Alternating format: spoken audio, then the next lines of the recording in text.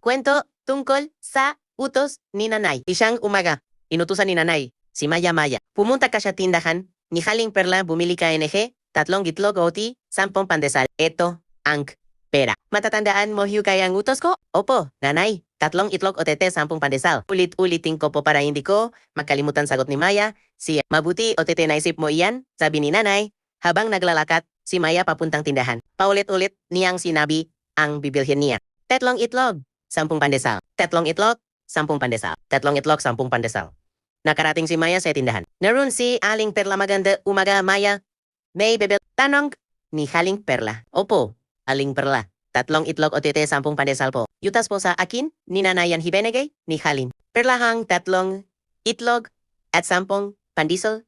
Kay Majan, salamat Aling Perla, sabi ni Maya. Tumalikot si Maya, otete, nagsimulang maglakad. Pawi. Maya, may nakalimutan ka yata? Tawag ni Aling Perya mula sa tindahan.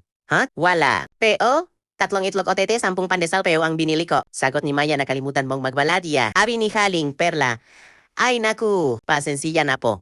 Haling Perla, ito po hang bayadan, sabi ni Maya. Ninabot ni Jaeng pera kay Aling Perla. Tinanggap ni Maya ang sukli. Pagdating ni Maya sa bahay, ibinigay ni Ja ang kanjang ibinili kay Nana. Iambuti. Nemon ote, hindi mo nakalimutan ang gutos kayo, sabi ni nanay. Ngumiti lamang si Maya.